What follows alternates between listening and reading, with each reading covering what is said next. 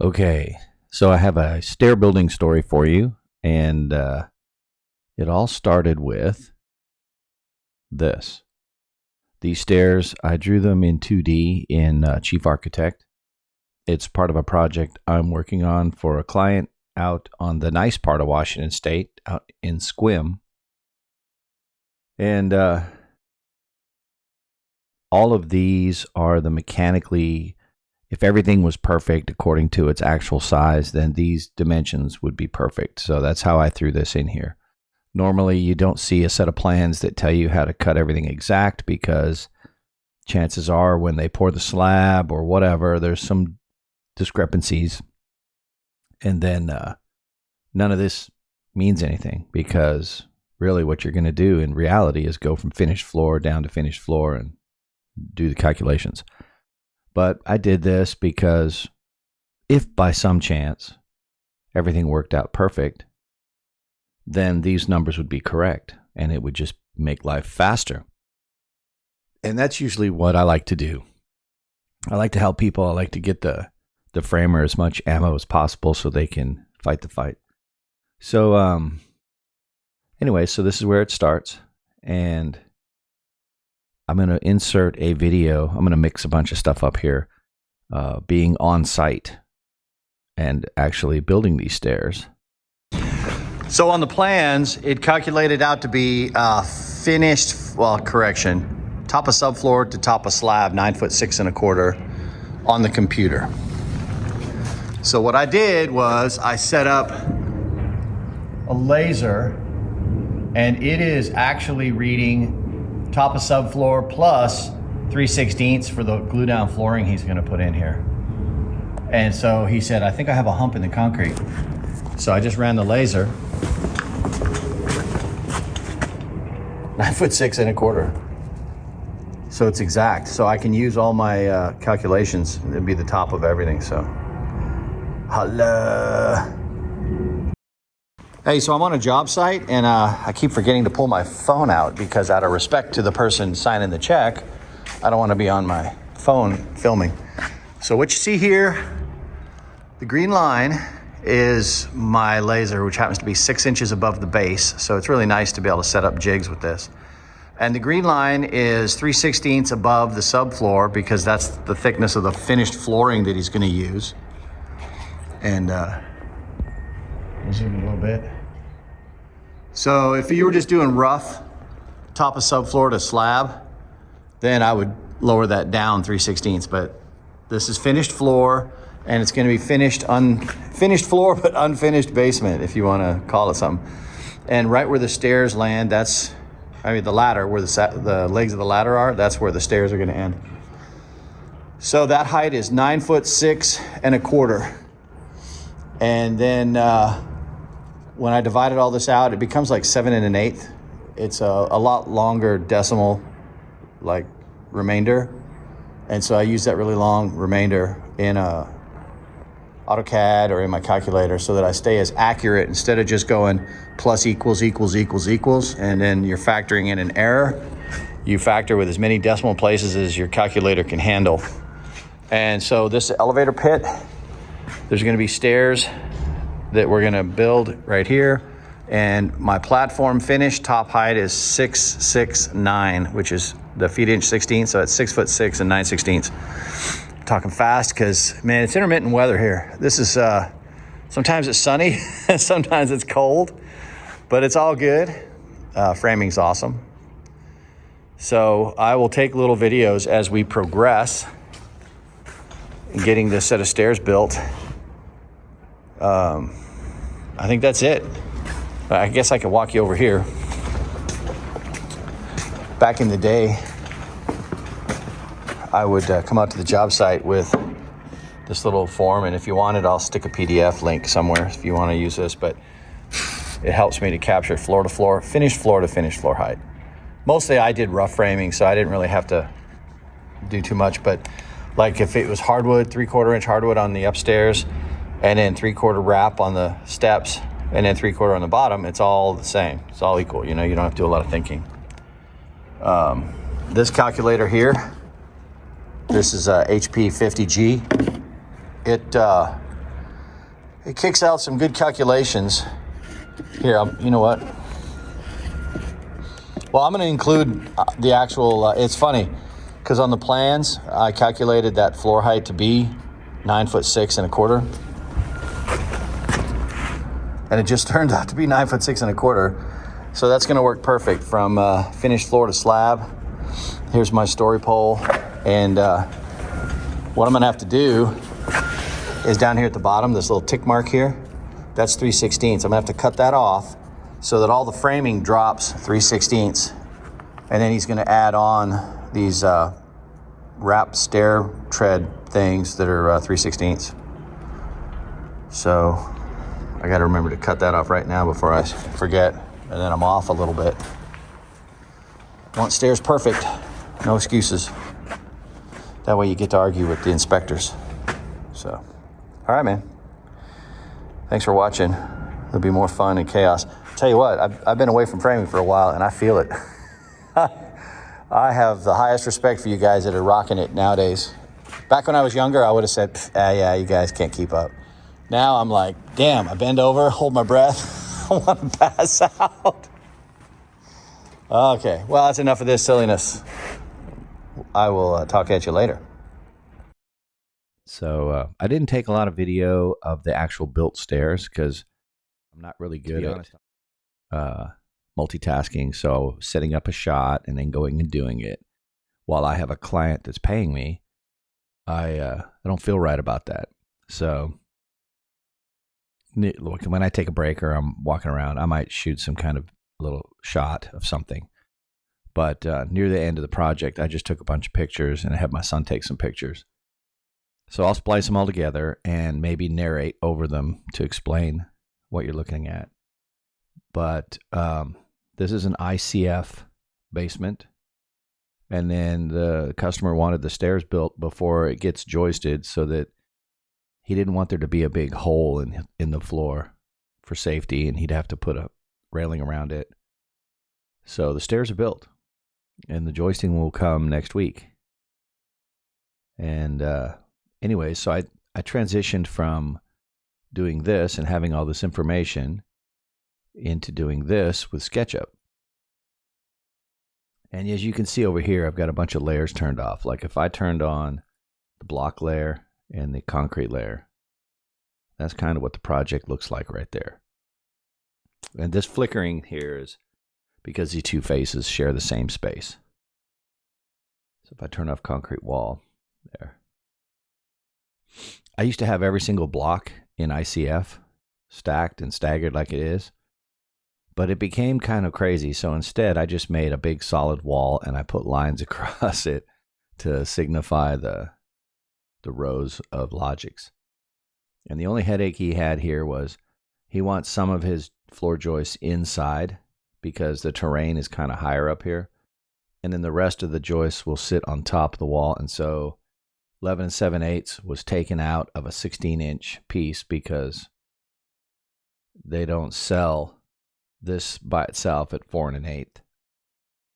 So that was a little difficult, but I wasn't part of the pour, so he got it done. And seems pretty accurate, actually. But let's turn this off and we'll talk about it.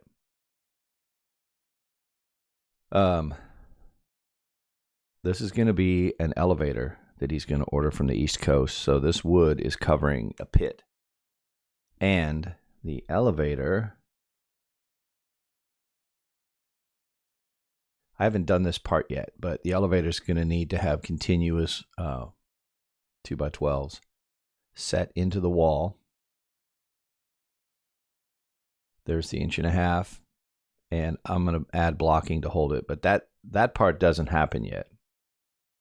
So I'm going to turn that off.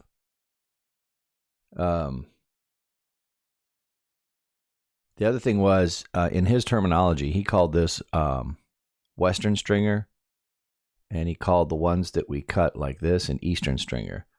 I've done both. This normally on a outside apartment or a house, this will be 4x12 pressure treated, and then you'll put like metal Simpson cleats or something.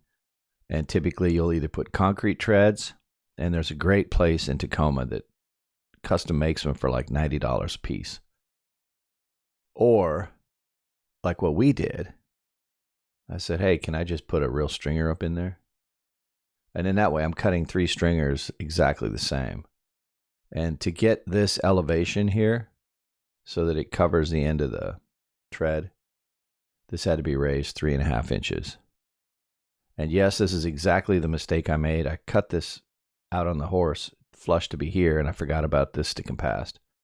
But thankfully, he's going to have a post down here, and then he's going to run angled stainless steel cable probably up to here, because then the rest of this, I'm not really exactly sure how close and how open. That's going to have to be filled in with something. So if we have to encroach into the elevator shaft, something has to happen. When you walk up these stairs, you can't just walk up and have some kind of railing cable here and you're looking down into an elevator shaft. That's just not right. So I'm going to turn on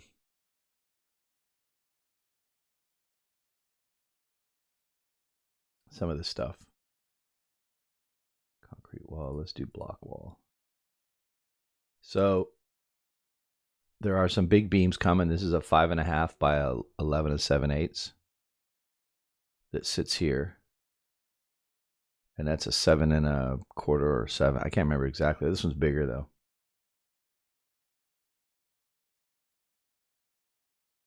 And let's turn some stuff on. This is the nice thing about SketchUp. If you tag things correctly, you can, there we go. You can turn stuff on or off. I'm going to turn off that elevator support.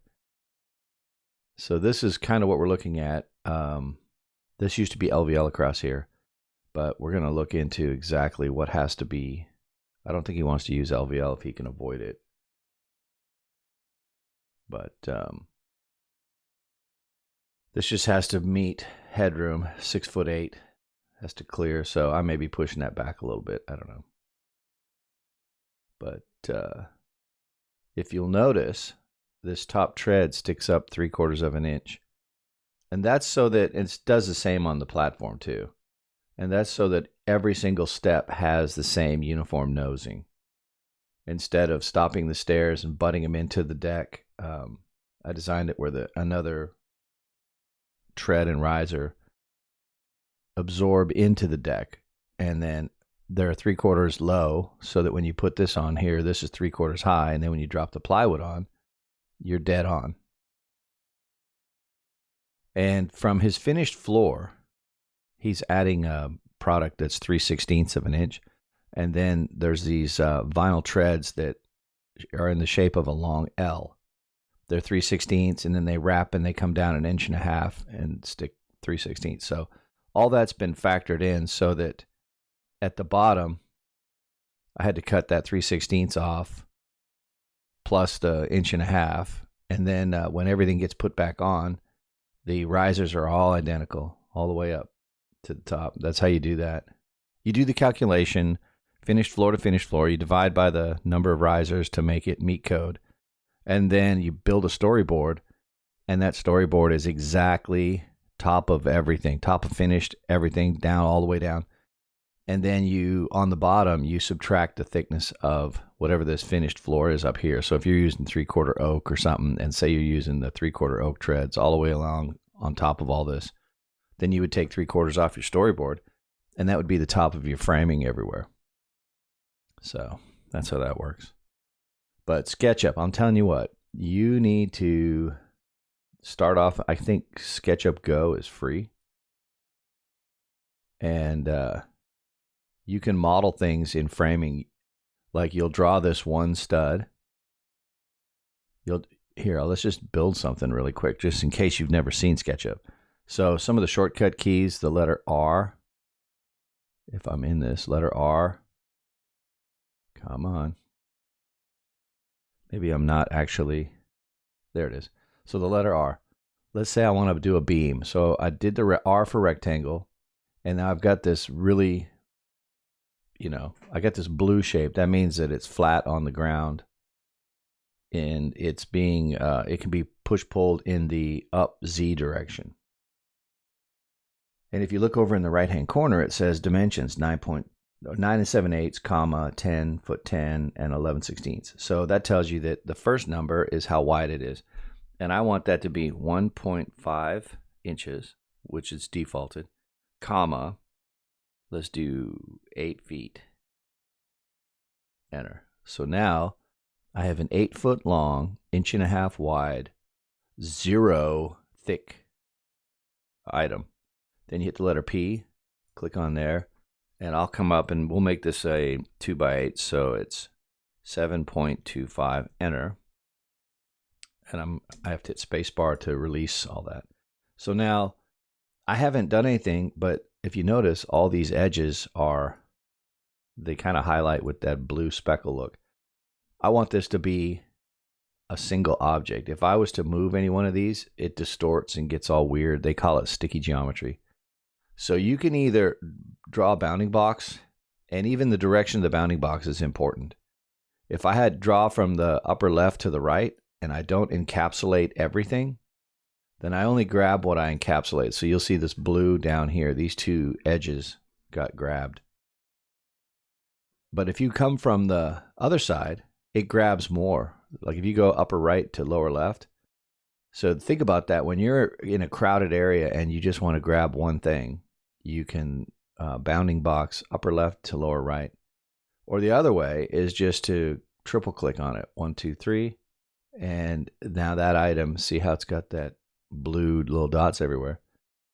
And I've set up my shortcut keys. G, typically default, is make component, which is kind of backwards to me, because you can make a component or you can make a group.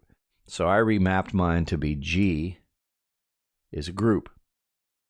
I only use components if I'm going to repeat. Like if this is going to be a joist, I might make it a component, because at some point I may need to shorten this, and it'll shorten all the similar like items.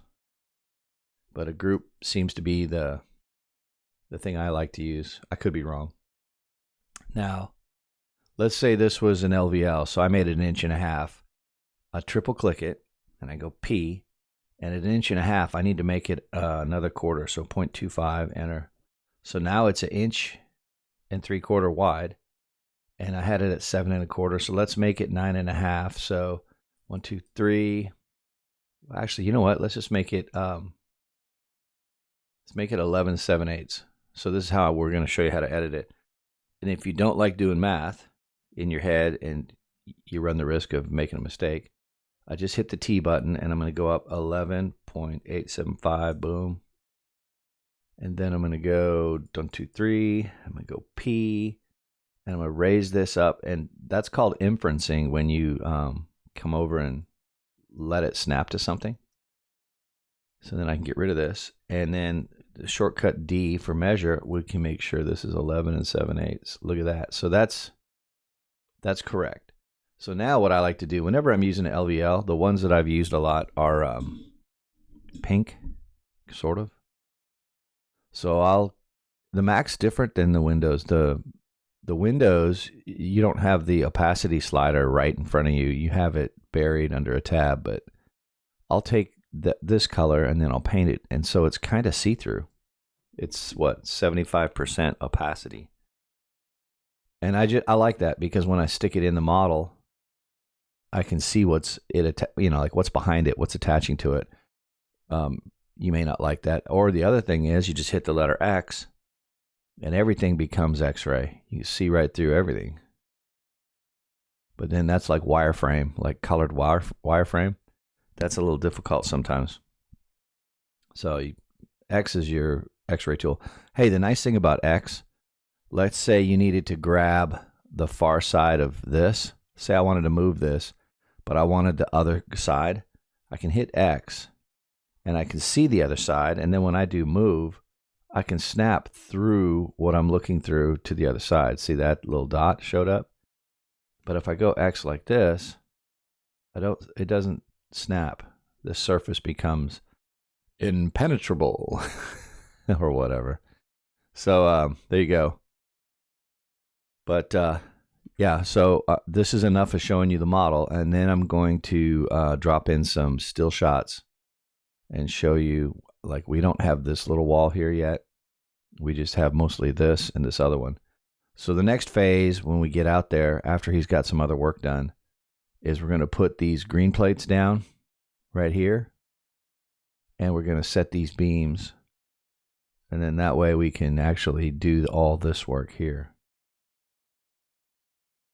So, and I got these I-joists from Nathaniel Wilkerson. He shared his joist library on the 3D Warehouse, and these are actually the joists we're using. It's BCI, and you know, like some of them are the 5,000 model, some of them are the 6,000, some of them are 6,500.